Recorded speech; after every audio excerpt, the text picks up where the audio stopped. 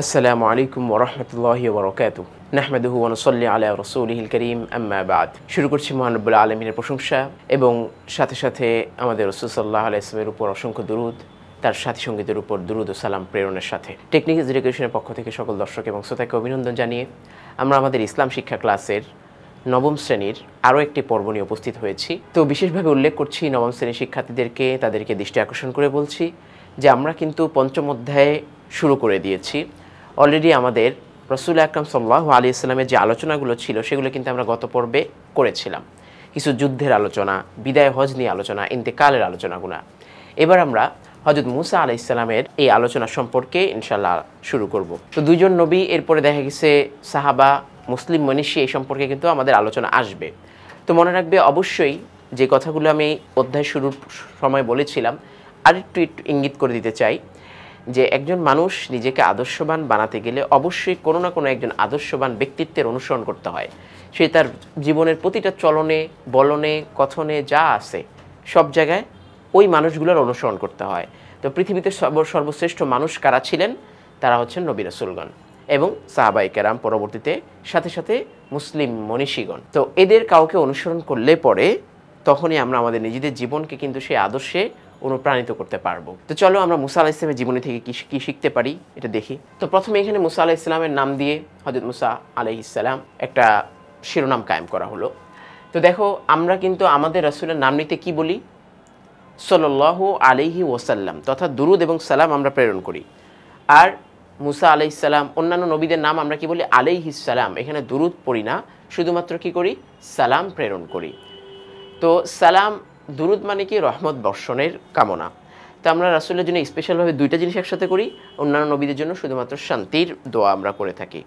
তো নবীরা তো নিষ্পাপ, আসলে নবীদের তো কোনো অপরাধ নেই বা গুনাহ নেই। তাদের জন্য দোয়া করা মানে নিজেদের জন্যই কল্যাণকর। তাদের জন্য দোয়া করলে আল্লাহ আমাদের উপর রহমত বর্ষণ করবে, এটাই হচ্ছে মূল উদ্দেশ্য। এবার আসেন জোড়ায় কাজ। প্রথমেই আমরা শুরু করার আগে জোড়ায় কাজ কি দেওয়া হয়েছে? হযরত মুসা আলাইহিস সালাম এবং হযরত আলী রাদিয়াল্লাহু তাআলা আনহুর জীবন আদর্শ হলো আল্লাহর আনুগত্যে পরিপূর্ণ। একজন নবী, আরেকজন সাহাবা। তো দুইজনের জীবনী থেকে কিভাবে আমরা আনুগত্যটা শিখতে পারি, অনুসরণ অনুকরণটা শিখতে পারি, সেটাকে কেন্দ্র করেই তোমাকে একটা কাজ দিয়েছে তোমাদের। উল্লেখিত শিরোনামের আলোকে হযরত মুসা আলাইহিস সালাম, হযরত আলী রাদিয়াল্লাহু তাআলার জীবন আদর্শ থেকে কোন কোন দিকগুলো আল্লাহর আনুগত্য প্রকাশ পেয়েছে তা তোমার সহপাঠীর সাথে আলোচনা করে খুঁজে বের করো। তো আগে তো পুরোটা আমরা পড়ে ফেলবো। পড়ে তুমি পুরোটা দুইটা আলোচনা যখন পড়লা, পড়ে এখন পরস্পরে আলোচনা করবা যে আমরা এই জায়গা থেকে এই বিষয়টা শিখতে পারি, এখান থেকে এই শিক্ষাটা আমরা নিতে পারি। এইভাবে তোমরা পরস্পর আলোচনা করে নিবা। তো এবার দেখো, পেন্টাটিউক প্রাচীন মিশরের রাজধানী, নীল নদের তীরে একটি নগরী। এই নগরীর শেষ প্রান্তে বসবাস করত বনি ইসরাইল বংশের লোকেরা। তো বনি ইসরাইল মানে কি? ইসরাইল বংশের লোকেরা। তো বনি লিখলে আর বংশটা আসলে লাগে না, তারপরও ওই নামের, যেহেতু আমরা বাঙালি অনেকে বুঝে না, এই জন্য লিখে দিচ্ছে বংশের। তো বনি ইসরাইল মানে কি? ইসরাইল বংশের লোকেরা বসবাস করত। নগরীর সম্রাটদের ফিরআউন বলা হতো। শব্দটা হচ্ছে ফিরআউন, তো বাংলায় ফিরআউন বলা হয়। মুসা আলাইহিস সালামের সমসাময়িক ফিরআউনের নাম ছিল ওয়ালিদ ইবনে মুসআব। তো ওয়ালিদ বিন মুসআব হচ্ছে মুসা আলাইহিস সালামের সমসাময়িক ফিরআউনের নাম। তো ফিরআউন তো রাজাদের একটা উপাধি। তো তাকে দ্বিতীয় রামসেসও বলা হয়, রামেসিস। তো প্রথম রামেসিসের কাছে হচ্ছে মুসা আলাইহিস সালাম বড় হন, লালিত পালিত হন। আর তার সাথে ওই রামেসিসের, প্রথম রামেসিসেরই সন্তান দ্বিতীয় রামেসিস একসাথে বড় হয়, তারা পাশাপাশি বয়সের ছিলেন। তো যুদ্ধগুলো বা বাকবিতণ্ডাগুলো বেশিরভাগই দ্বিতীয় রামেসিসের সাথেই হয়েছে। সে বনি ইসরাইল বংশের প্রতি বিদ্বেষা ভাবাপন্ন ছিল বা বিদ্বেষ ভাবাপন্ন ছিল, কারণ ফেরাউন একবার স্বপ্ন দেখেন যে বাইতুল মুকাদ্দাস থেকে একবার এক ঝলক আগুন এসে মিশরকে গ্রাস করে ফেলেছে। তো এটা কি প্রথম রামেসিস দেখেছিলেন। তার অনুসারী কিপ্তি সম্প্রদায়কে জ্বালিয়ে দিচ্ছে, কিন্তু বনি ইসরাইলদের কোনো ক্ষতি করছে না।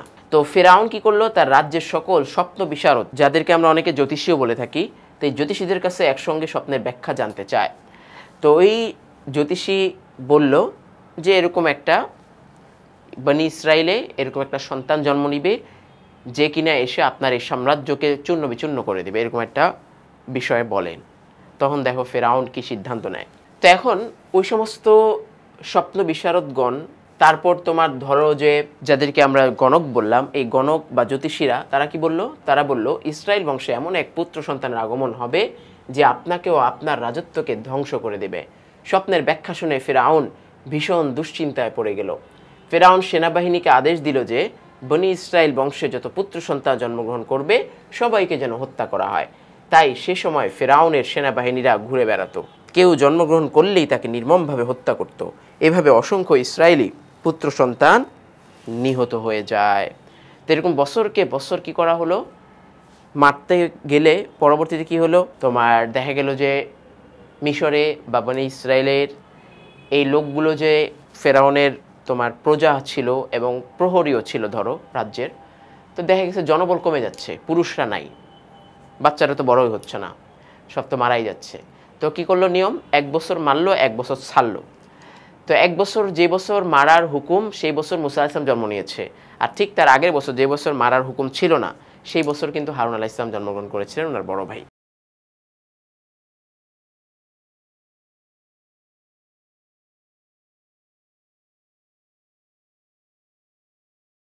তো এবার আমাদের সেই মুসা আলাইহিস সালামের জন্মের সে কাহিনীটা এখানে তুলে ধরা হলো। হযরত মুসা আলাইহিস সালামের জন্ম, এই প্রতিকূল পরিস্থিতিতে পিতা ইমরান আর মা ইউকাবাদের ঘর আলোকিত করে জন্মগ্রহণ করেন শিশু মুসা আলাইহিস সালাম, যে বছর জন্ম মানে হত্যার নির্দেশ। জন্মের পরপরই তার মা খুবই বিচলিত হয়ে পড়েন, শিশু সন্তানকে বাঁচাতে অত্যন্ত অস্থির হয়ে পড়েন। হযরত মুসা আলাইহিস সালামকে তার মা 3 মাস গোপনে লালন পালনও করলেন। তখন আল্লাহ তাআলা তাকে জানিয়ে দিলেন যে তিনি যেন একটি বাক্সে ভরে মুসা আলাইহিস সালামকে নদীতে ভাসিয়ে দেন। আল্লাহ তাআলা নির্দেশ অনুযায়ী তিনি একটি কাঠের বাক্স বানিয়ে শিশু মুসাকে নদীতে ভাসিয়ে দেন। তো এটা আল্লাহ তাআলার নির্দেশ অনুযায়ী তিনি কি করেন, সন্তানকে এভাবে ভাসিয়ে দেন। তো আমরা বাংলায় একটা শব্দ বলে থাকি, প্রবাদ বাক্য, যেখানে বাঘের ভয় সেখানেই রাত হয়। ঘটনাক্রমে ওই বক্সটা যখন নদীতে ভাসানো হয়, ওই নদীর পাশ দিয়েই ছিল ফেরাউনের রাজপ্রাসাদ। তো ওই বক্সটা গিয়ে ফেরাউনের রাজপ্রাসাদের পাশে গিয়েই ভিড়ল, অন্য জায়গায় গিয়ে থামলো না। সেই কাঠের বাক্স ভাসতে ভাসতে ফেরাউনের প্রাসাদে গিয়েই ভিড়ল। কয়েকজন দাসী এসে তা তুলে নিয়ে ফেরাউন এবং তার স্ত্রী আসিয়া বিনতে মুজাহিম এর সামনে পেশ করলো। তো কি করলো, এই যে দাসীরা এসে বাক্সটা যখন দেখলো, একটা সুন্দর বাক্স, এবং খুলে দেখলো যে সুন্দর একটা পুত্র। এখন ফেরাউনের তো অনেক স্ত্রীরা আছে, এখন এর মধ্যে বিবি আসিয়া যিনি ছিলেন আল্লাহওয়ালা একজন মানুষ, তার আসলে কোনো সন্তানও ছিল না।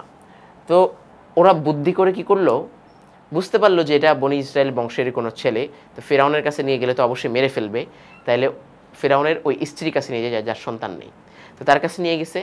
তো নবীরা তো এমনি সুন্দর হন দেখতে, কি মানে তোমার যখন এই সৌন্দর্য দেখে আসিয়া আলাইহিস সালাম তিনি কোলে নিলেন, তার কাছে ভালো লাগলো, চিন্তা করলো যে এর আমি ছেলে হিসাবে রেখে দেই। ব্যাস, এখন স্ত্রীর উপর তো আর স্বামী কথা বলতে পারে না, বাস বলে দিল যে এর আমি সন্তান হিসেবে লালন পালন করব। তো হযরত আসিয়া আলাইহিস সালাম, বা এখানে রাদিয়াল্লাহু তাআলা আনহা লিখেছেন, একটা লিখলেই হলো, আলাইহিস সালাম মানে তার উপর শান্তি বর্ষণ হোক, আর রাদিয়াল্লাহু তাআলা আনহা মানে আল্লাহ তাআলা তার উপর সন্তুষ্ট, বেশ। তো বাক্সটা খোলার পর হযরত মুসা আলাইহিস সালামকে দেখে মুগ্ধ হলেন। তিনি শিশুটিকে নিজের ছেলে হিসেবে রাখতে চাইলেন, কিন্তু বিপত্তি বাঁধল ফেরাউন। সে তাকে হত্যা করতে চাইল, যেহেতু শত্রু বংশের। তার মনে প্রবল সন্দেহ হলো এই শিশুটি বনি ইসরায়েলের কেউ একজন হবে, হতে পারে এই সেই যার জন্য অসংখ্য শিশুকে সে হত্যা করেছে। কিন্তু হযরত আসিয়া আলাইহিস সালাম যুক্তি দিয়ে বললেন, এই যে দেখো এখানে কিন্তু রাদিয়াল্লাহু তাআলা আনহা দিছে, এখানে আবার আসিয়া আলাইহিস সালাম দিছে। তো যে সে হয়তো আমাদের চোখে শীতলতা হবে, তাকে হত্যা করবেন না, আমরা তাকে আমাদের সন্তানের মতো গড়ে নেব। ফেরাউন তার কথা মেনে নিল, তো স্ত্রীর কথা ফেলতে পারে না, রেখে দিছে। তো মজার বিষয়, আমরা আরেকটি প্রবাদ বাক্য বলতে চাই যে রাখে আল্লাহ মারে কে। তো যেখানে যেই লোকটা যাকে ভয় করে মারার জন্য নির্দেশ দিল, আর সেই কারণে কতগুলো বাচ্চাকে মারাও হলো, অথচ ওই বাচ্চাটা এসেই তার কোলেই এসে থামলো এবং তার কাছেই বড় হলো। তো মুসা আলাইহিস সালামের শৈশবকাল, হযরত মুসা আলাইহিস সালামকে দুধ পান করানো নিয়ে বেশ জটিলতায় পড়লেন আসিয়া আলাইহিস সালাম। কজন ধাত্রীকে আনা হলো, অথচ তিনি কারো স্তন্য পান করলেন না। তথা বাচ্চা তো এখন ছোট বাচ্চা না, বাইরের কোনো জিনিস তো খাবে না, মায়ের দুধ চায়। এখন দেখা গেল ওই দাসীরা যারা আছে, গৃহ পরিচারিকা, এদেরকে যতজনেরই বলছে যে ওরকে দুধ পান করাও, এখন দেখা যায় কারো দুধ মুসা আলাইহিস সালাম খাচ্ছেন না। তো তিনি রাষ্ট্রের মধ্যে সংবাদ প্রচার করে দিলেন যে এই বাচ্চাকে যে দুধ খাওয়াবে তার সমস্ত খরচাদি রাষ্ট্র বহন করবে, এবং কি তাকে উল্টা কিছু মুনাফাও দেওয়া হবে। দেখো এইসব ঘটনা প্রত্যক্ষ করেছিলেন মুসা আলাইহিস সালামের বোন মারিয়াম। এই বোন যে মারিয়াম, সে কী করলো, ওই যখন ভাইয়ের বাক্সটা নদীতে ছেড়িয়ে দিল, তখন ওই বাক্সের পিছনে পিছনে পিছনে পিছনে হাঁটতে হাঁটতে দেখতে লাগলো যে এই বাক্সটা কোথায় গিয়ে ঠেকে। তো ফেরাউনের প্রাসাদের সাথে যখন গিয়ে ঠেকলো, তখন তো তার কলিজা কামড় দিয়ে উঠলো যে যেখান থেকে ভয় করে আমরা তাকে বাঁচানোর জন্য এই কাজ করলাম সেটাই হলো। তো যাই দেখি ভিতরে কি হয়। তো ভিতরে যখন দেখতে দেখলো যে এই ঘটনাগুলো ঘটতেছে। একটা পর্যায়ে কী হলো, যখন এই তোমার সংবাদটা দেওয়া হলো যে তাকে দুধ পান করাবে তার জন্য খরচাদি সব কিছু ব্যবস্থা করা হবে, তো উনি হাত তুললেন যে আমি একজনকে জানি যে কিনা তাকে দুধ পান করাতে পারবে। তো বোন গিয়ে কী করলো, মাকেই ডেকে আনলো। তো মুসা আলাইহিস সালাম নিজের মায়ের তোমার দুধ পান করলো। এদিকে মা তো খুবই দুশ্চিন্তায় ছিল, তো নিজের সন্তানকেও পেলো। দেখো আল্লাহ তাআলার রহস্য বা কুদরত, নিজের সন্তান হারা যে সন্তানটাকে তিনি কোনোদিন কল্পনা করতে পারেন না যে বাঁচা দেখবেন, বেঁচে থাকাটা দেখবেন, হয়তোবা মরে যেতে পারে, সেই সন্তানকে তিনি পেলেনও, আবার তাকে লালন পালন করার জন্য সরকারের পক্ষ থেকে তিনি মুনাফাও পেলেন, তার প্রয়োজনীয় আসবাবপত্রও পেলেন। তো এই মুসা আলাইহিস সালামের বোন যে মারিয়াম, সে কি বলল, আমি একজন ধাত্রীর সন্ধান দিতে পারি, সে অতি যত্নের সঙ্গে তাকে লালন পালন করবে এবং আমি আশাবাদী সে তার দুধ পান করবে। এইভাবে মুসা আলাইহিস সালাম তার মায়ের কোলেই প্রাসাদে লালিত পালিত হলেন। আল্লাহ তাআলা তার মায়ের অন্তরে প্রশান্তি দান করলেন। তো ফেরাউন শিশু মুসা আলাইহিস সালামকে কোলে নিলেন। তখন শিশু মুসা আলাইহিস সালাম ফেরাউনের গালে প্রচণ্ড একটি চড় মারেন। এই ঘটনায় ফেরাউন বেশ চটে যায়। কারণ কি, নবীরা তো পবিত্র, তো সেখানে ফেরাউন এই শিরক করলো, কুফুরি করে। সে যখন তাকে চুমু দিতে যায় আদরে, তখন মুসা আলাইহিস সালামকে থাপ্পড় দিল। তো যখন থাপ্পড় দিল, সে বুঝতে পারলো যে কোনো পিচ্চির থাপ্পড় তো এত জোরে লাগার কথা না, তার মানে এটা সেই ছেলেই। তো সে মুসা আলাইহিস সালামকে হত্যা করতে চাইল এবং বলল, এই সেই শিশু যে আমার রাজত্বকে ধ্বংস করবে। তখন আসিয়া আলাইহিস সালাম বুঝালেন, এটা নিতান্তই শিশুসুলভ আচরণ, আপনি তাকে পরীক্ষা করে দেখতে পারেন। এখন যেহেতু কোনো উপায় নেই, তার তো বাঁচাতে হবে, এই জন্য বললেন যে পরীক্ষা করে দেখেন সে বুঝে কিনা। আসিয়া আলাইহিস সালামের কথা মতো পরীক্ষার আয়োজন করা হলো। এক পাত্রে মণিমুক্তা, আরেক পাত্রে আগুনের অঙ্গার রাখা হলো, মানে জ্বলন্ত কয়লা। মুসা আলাইহিস সালামকে ছেড়ে দেওয়ার পর তিনি মণিমুক্তার দিকে গেলেও জিবরাইল আলাইহিস সালাম তাকে অঙ্গারের দিকে ঘুরিয়ে দিলেন। তখন আগুন মুখে নেওয়ার কারণে তার মুখে কিছু জড়তা তৈরি হয়। তো কোরআনে কারীমের মধ্যে যত নবীদের কাহিনী আসছে, 25 জন নবীর কথা আসছে, এর মধ্যে সবচেয়ে বেশি মুসা আলাইহিস সালামের আলোচনাই কিন্তু আল্লাহ তাআলা বেশি করছেন। কারণ কি, শিক্ষা নিয়ে। দেখো ফেরাউন যে বাচ্চাটাকে মুসা আলাইহিস সালামের ছোটোবেলার এই সময়টাকে তাকে পরীক্ষা করার জন্য গেল, পরীক্ষাটাও করছে হচ্ছে উল্টাভাবে। একটা বাচ্চা কি ধরবে বলো তো, তার সামনে যেটা চকচক করবে সেটাই তো ধরবে। তো স্বর্ণ গহনা এগুলো চকচক করতেছে মণিমুক্তা, তো ও তো এখানেই হাত দিবে। তারপরে কি করলো, আগুনের কয়লা দিল আর মণিমুক্তা দিল, ছেড়ে দিল যে কোনটা ধরে। তো বলে যে মণিমুক্তা যদি ধরে তাহলে বুঝবো যে ও বুঝে, চিনে জিনিসপত্র, আর যদি কয়লা ধরে তাহলে বুঝবো যে বুঝে না, তাহলে আর মারবো না। তো যেহেতু বাচ্চা মানুষ যাবে তো ওই যে চকচক মণিমুক্তা ধরতেই, তো জিবরাইল আলাইহিস সালাম টেনে তাকে কয়লার মধ্যে রেখে দিলেন। তো কয়লা নিয়ে বাচ্চাদের অভ্যাস মুখে দিয়ে দেওয়া, ব্যাস জিব্বার কিছু অংশ পুড়ে গিয়েছিল ছোটোবেলায়। তো এই থেকেই মুসা আলাইহিস সালামের কিন্তু একটা তোতলামি ভাব ছিল। এবার দেখো হযরত মুসা আলাইহিস সালামের হিজরত। তো হযরত মুসা আলাইহিস সালাম একবার দেখতে পেলেন একজন কিপ্তি জনৈক ইসরায়েলিকে অত্যাচার করছে। তিনি অত্যাচারী লোকটিকে বাঁচানোর জন্য অত্যাচারী কিপ্তি লোকটিকে একটি ঘুষি মারলেন। এতে লোকটি মারা যায়। হযরত মুসা আলাইহিস সালাম তখন প্রাণ বাঁচানোর স্বার্থে স্বদেশ ত্যাগ করলেন। তিনি যাত্রা শুরু করলেন মাদায়েনের উদ্দেশ্যে। আর তিনি মাদায়েনের একটি মরুদ্যানে পৌঁছতে সক্ষম হলেন। নিজের কর্মদক্ষতায় তিনি 2 জন অপেক্ষমান রমণীকে পানি সংগ্রহ করে দিলেন। তাদের মাধ্যমে হযরত মুসা আলাইহিস সালাম সাক্ষাৎ পেলেন হযরত শুআয়ব আলাইহিস সালাম। হযরত মুসা আলাইহিস সালাম তার সান্নিধ্যে 10 বছর অতিবাহিত করেন। হযরত শুআয়ব আলাইহিস সালাম তার কর্মদক্ষতা, চারিত্রিক মাধুর্যে মুগ্ধ হয়ে তার জ্যৈষ্ঠ কন্যা সফুরাকে তার সঙ্গে বিবাহ দেন। দেখো কাহিনী অনেক বিশাল, অথচ সংক্ষিপ্ত আকারে এখানে কোনো রকম তুলে দিচ্ছে। তো এগুলো তোমরা কি করবা, তাফসীরের গ্রন্থ থেকে যদি পড়তে পারো বা কারো থেকে শুনতে পারো, সেখানেও আছে ভালো। তারপর বই আছে কিন্তু মুসা আলাইহিস সালামের নিয়ে আলাদা আলাদা বই আছে, বইগুলোও পড়তে পারো। তো আমি যত সামান্যভাবে মুখে একটু এটা বুঝিয়ে দেওয়ার চেষ্টা করি। তো কি করলো, কিপ্তি মানে কি, ফেরাউনের যে বংশধর। তো ফেরাউনের বংশধরের এক লোক মুসা আলাইহিস সালামের বংশধর বনি ইসরায়েলের এক লোকের সাথে কি করলো, ঝগড়া লাগলো। এখন দোষটা কিন্তু ছিল মুসা আলাইহিস সালামের দলের লোকেরই, মানে ওই বনি ইসরায়েলের লোকটারই।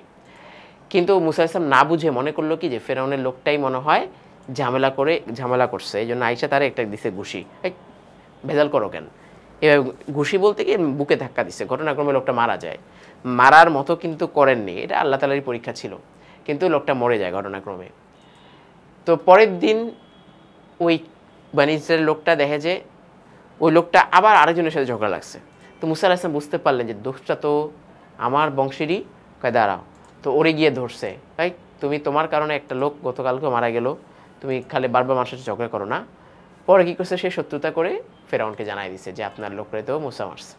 তখন মুসা আলাইহিস সালামকে ধরার জন্য লোক পাঠালো ফেরাউন, আর এই দিয়ে মুসা আলাইহিস সালাম চলে গেলেন মাদায়েন নামক শহরে, মিশরের পাশে। তো এবার আসো পরের কাহিনী কি হয়। মাদায়েনে যাওয়ার পরে উনি মরু উদ্যানে হাঁটতেছেন, দেখতেছেন যে ওইখানে গরু ছাগল চড়ানোর জন্য একদল রাখাল, কিছু মানুষ রয়েছে। তো দুইজন মহিলা পাশে দাঁড়িয়ে আছে বালতি হাতে বা কলস হাতে, ওই আগের দিনে তো মশক ছিল চামড়ার, এগুলোর হাতে। কিন্তু তারা আসলে কুয়োর পাশে আসতে পারতেছে না, কেন? কারণ এখানে সব রাখাল ছেলেরা আছে। তো উনি বুঝতে পারলেন, বুঝে গিয়ে তাদেরকে সাহায্য করার জন্য বললেন যে বোন, আপনার যদি কষ্ট হয় দেন আমার কাছে, আমি আপনাদেরকে পানি এনে দিচ্ছি, যেহেতু আপনারা এখানে যেতে পারছেন না। তো সেখান থেকে মুসা আলাইহিস সালাম নিজে পানি উঠিয়ে তারপর তাদেরকে দিয়ে আসে। তো তারা গিয়ে বাসায় বলে, তাদের বাবা ছিল হচ্ছে হযরত শুআয়ব আলাইহিস সালাম, একজন নবী। তো বলতেছে যে একজন যুবক আমাদেরকে এইভাবে সাহায্য করেছে।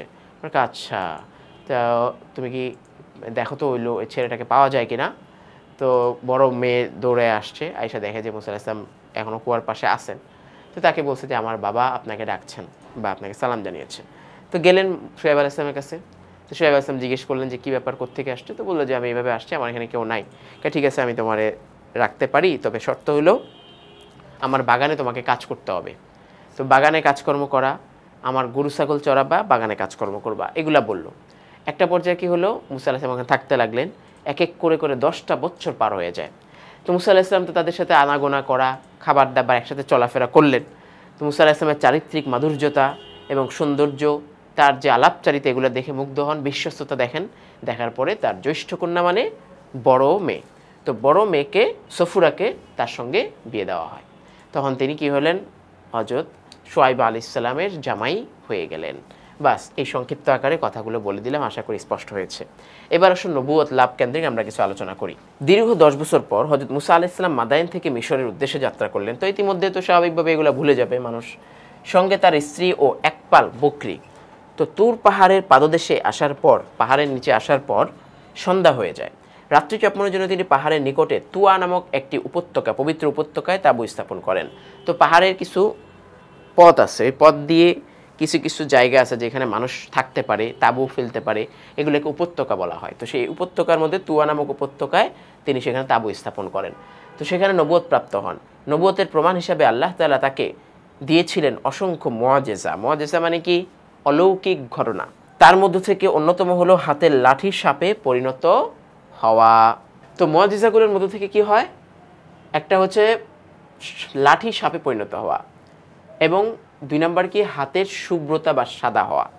মানে কি করতেন উনি, বগলের নিচে এভাবে হাত দিয়ে আল্লাহর নাম নিয়ে বের করলে বগল থেকে একটা আলো বিচ্ছুরিত হতো সাদা, এবং হাত আলোকিত হয়ে যেত।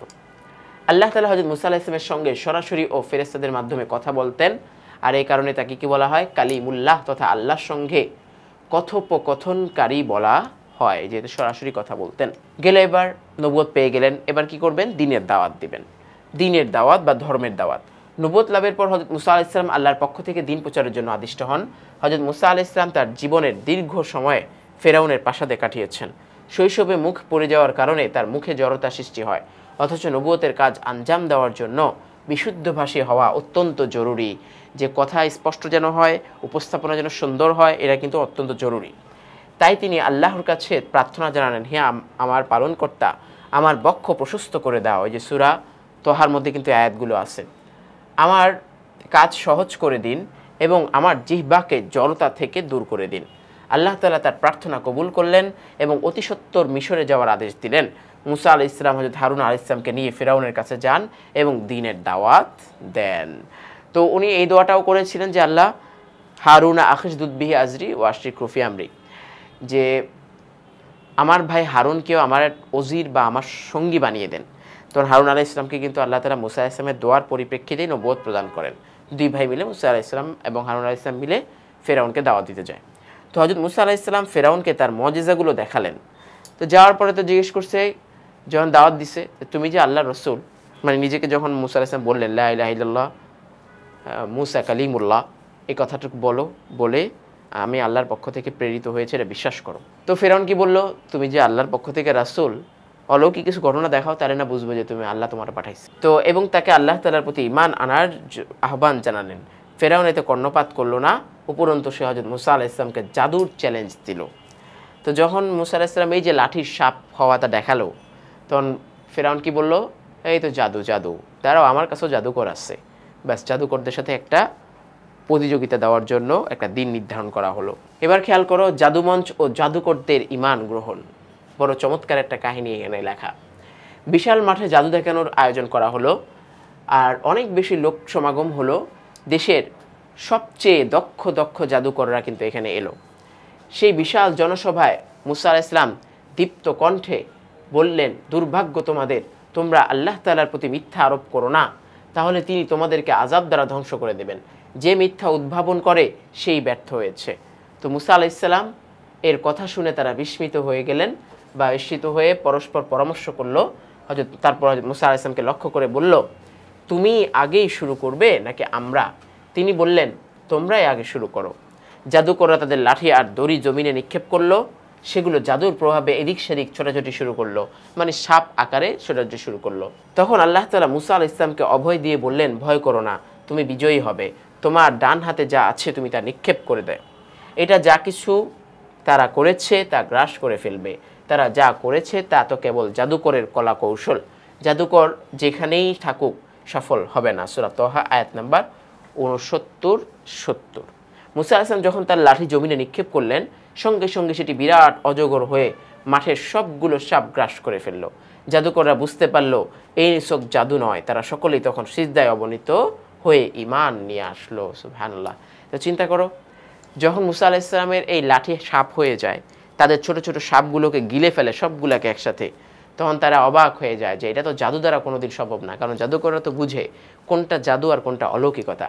তো তখন তারা বলে উঠল, মান্তু বিল মুসা ও রব্বি মুসা, যে আমরা মুসা আলাইহিস সালামের উপর এবং তার মুসা আলাইহিস সালামের রবের উপর ঈমান আনলাম। এইভাবে তারা ঈমান নিয়ে আসছে, আমান্না বা আমান্তু বলে।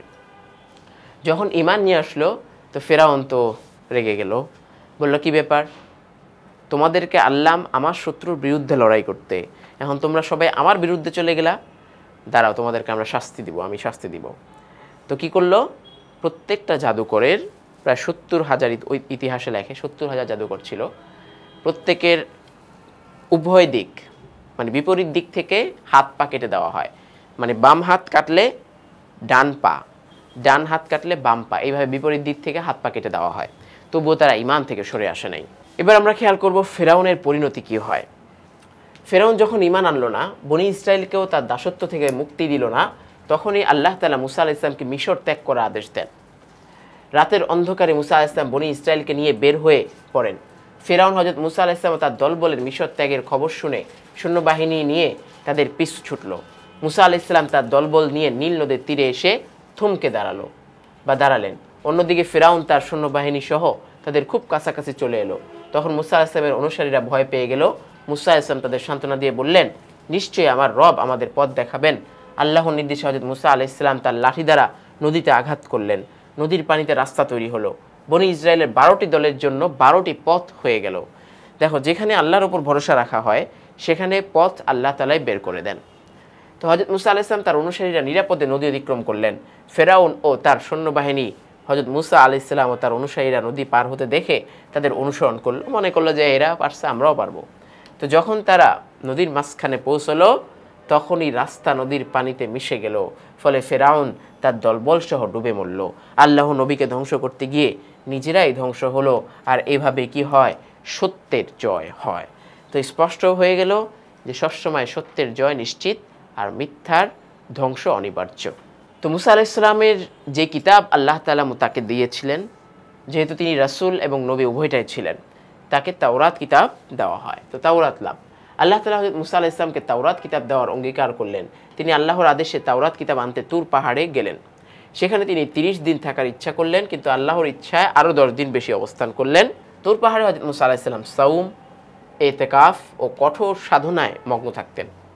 তিনি তুর পাহাড়ে থাকাকালীন তার ভাই হযরত হারুন আলাইহিস সালামকে তার স্থলাভিষিক্ত করে দিয়ে যান, যে এলাকায় অবশ্যই মানুষগুলোকে ভালো রাখা, তাদেরকে ইবাদতে উদ্বুদ্ধ করা, নতুন নতুন মানুষকে ঈমানের মধ্যে নিয়ে আসা, এই দায়িত্বটা নবুয়তের পুরো কাজটাই তোমাকে দেওয়া হলো। এমতো অবস্থায় তার অনুসারীদের অনেকেই সামিরি নামক এক ব্যক্তির ধোকায় পড়ে গরুর বাছু পূজা শুরু করলো। হযরত মুসা আলাইহিস সালাম তাওরাত কিতাব নিয়ে এসে তাদের এই অবস্থা থেকে ক্ষুব্ধ মর্মাহত হলেন।